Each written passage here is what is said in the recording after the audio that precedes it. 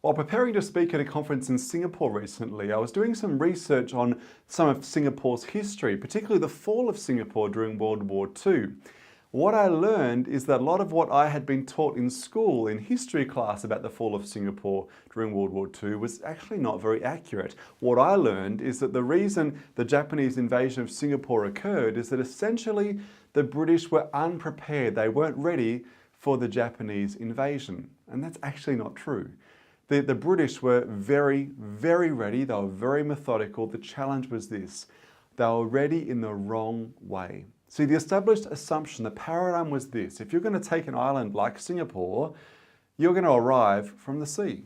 So while the British had heavily fortified the east coast of Singapore and were camped out ready for the Japanese invasion, scanning the horizon to identify the threat when it emerged, the challenge was over their right shoulder, crossing the Johor Strait in collapsible boats, on collapsible bicycles that had been invented for this invasion, came the Japanese. And they took the island nation of Singapore at rapid speed. In fact, so quickly that when the news got back to high command in London, they almost didn't believe it.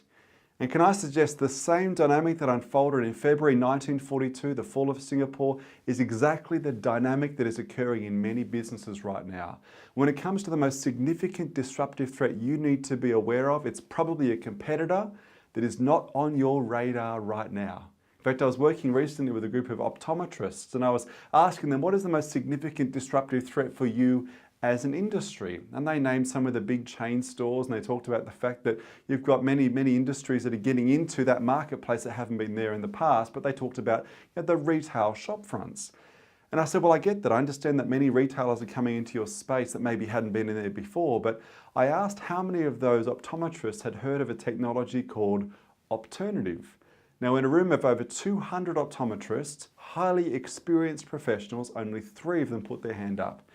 And so I went on to describe how Opternative works. It's an amazing technology that allows you to use the camera in your smartphone, your tablet device, to do a full eye examination from the comfort of your home. That examination is then submitted, a diagnosis is done by a trained technician. They then send to you your prescription. You jump online, order frames and lenses from anywhere you choose, and they arrive at your doorstep a few days later with no need to go anywhere near your local optometrist.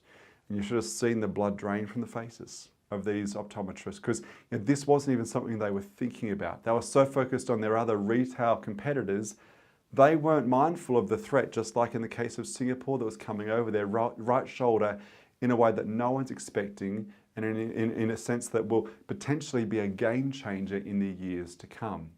Now, it's interesting, we often look at the role technology plays, something I refer to as the Silicon Valley spread. The fact that these Silicon Valley giants like Google and Facebook are going outside their traditional areas. We've seen Google go into the travel space in the last few years, and we've seen Facebook certainly go into the banking and financial space. And yet it's not just technology companies that you need to be aware of to make sure they're on your radar. Klaus Schwab, who's the founder of the World Economic Forum, suggests that it's often incumbent, significant old businesses who are now, because of technology, moving into parallel industries. They're crossing industry boundaries. So certainly you need to be mindful of the technology startup world, but it's not just them, it's often those incumbents you need to be mindful of as well. So the challenge is this: when it comes to identifying unconventional competitive threats, it is so tempting, it is so easy to dismiss them. When you see someone who's not traditionally been a competitor come into your space, it's easy to say, oh, they won't last. We know how to do things in this industry. They're the new player. It won't stick. They're a flash in the pan. They're the flavor of the month. We often dismiss or we ridicule or we deride those new entrants. And the challenge is, if you do that, by the time that you realize that maybe they are a genuine threat, it can sometimes be too late. And that is the danger of dismissing unconventional competitive threats. Case in point, look at the example of Jim Keyes, the CEO of Blockbuster back in 2008, who famously said, Netflix isn't even on our radar when it comes to competition. Now, this was a very mindset, the sort of short-sightedness, even the arrogance that led to the demise of Blockbuster a few short years later.